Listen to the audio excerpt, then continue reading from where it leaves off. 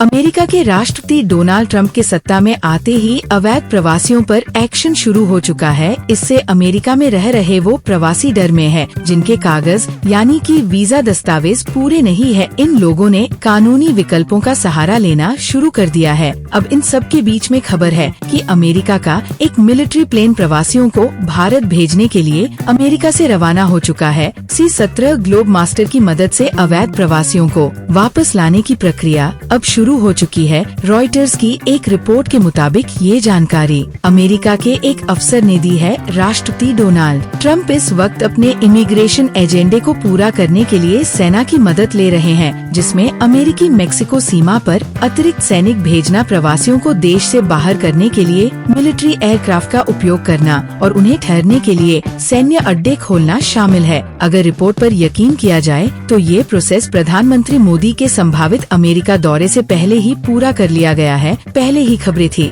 कि America 18,000 undocumented भारतीय नागरिकों को वापस भारत भेजने की तैयारी कर रहा है, लेकिन ये इतना जल्दी होगा इसका अंदाजा किसी को नहीं था। बता दें, डोनाल्ड ट्रंप ने अमेरिकी इतिहास में सबसे बड़े निर्वासन को अंजाम देने का वादा किया था और अमेरिकी इमिग्रेशन और सीमा शुल्क पर्वत ने निर्वासन के लिए चिन्हित तकरीबन 1.5 मिलियन लोगों में से करीब 18,000 अनडॉक्यूमेंटेड भारतीय नागरिकों की प्रारंभिक सूची तैयार की है। पेंटागन ने एल पासो टेक्सास और सैन डिएगो कैलिफोर्निया में अमेरिकी अधिकारियों द्वारा पकड़े गए 5,000 से ज्यादा प्रवासियों को देश से बाहर करने के लिए फ्लाइट्स भी देनी शुरू कर दी है। अब तक मिलिट्री प्लेन्स ने प्रवासियों को ग्वाटेमाला, पेरू और हुडुराज तक पहुंचाया है। मिलिट्री फ्लाइट्स प्रवासियों को ले जाने का एक महंगा तरीका है। रॉयटर्स की रिपोर्ट की माने तो पिछले हफ्ते गटामेला के लिए एक मिलिट्री डिपोर्टिंग फ्लाइट की लागत प्रति प्रवासी कम से कम $46.75 थी,